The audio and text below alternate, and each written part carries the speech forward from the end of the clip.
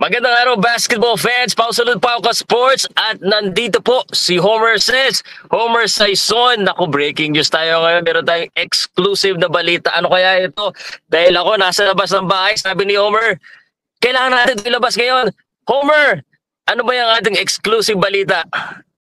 Powercast Sports. If you're new here, don't forget to subscribe and hit the notification bell. Good morning, Philippines! Happy Wednesday dyan! May malaking breaking news sa PBA. Wow. And exclusive to sa mga Powercast followers natin, sa followers ng show natin. I have just been told that John Del Cardel of the Titan Ultra in the PBA will be relieved of his duties as head coach of the team at the end of the Philippine Cup Conference. So, the moment na ma-eliminate Wait, what? Oo, Okay. they are moving in a different direction, and a little bit surprising, Pao, considering na si Cardel was just hired last September 20, and they're just 8 games into his career into his job as the coach of Titan Ultra. But the management, I was told, had decided to move in a different direction. So, you know, para maalala ng mga listeners natin, as a backgrounder, Cardel used to coach Terra Firma for 6 years until he was replaced siya doon, napalitan siya. And then when Titan Ultra purchased the PBA franchise from Northport, siya yung kinuha.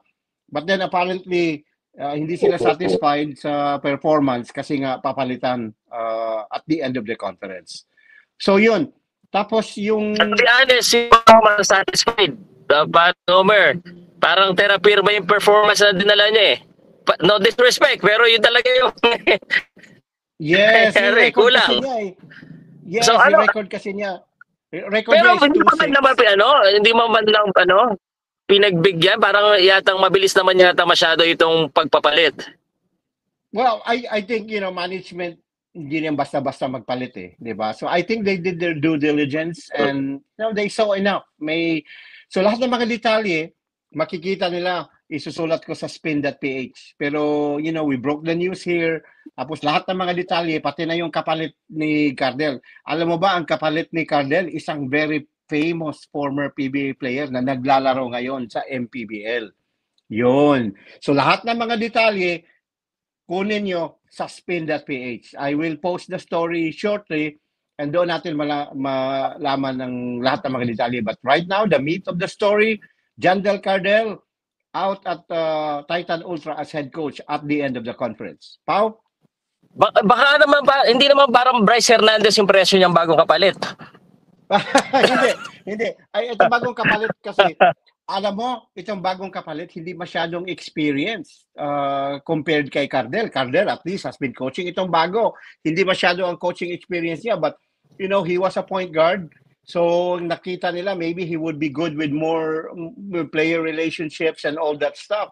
But then again, it is hard to question the wisdom of management. Kasi sila yung, you know, they make all the decisions. And again, at Titan Ultra, even though newbie sila sa PBA, Pao, they have showed some very good, you know, management, leanings, di ba? So tingnan natin. But anyway, yun, abangan nyo sa spin.ph ang whole mga details. But right now, the stories, wala na si Cardel.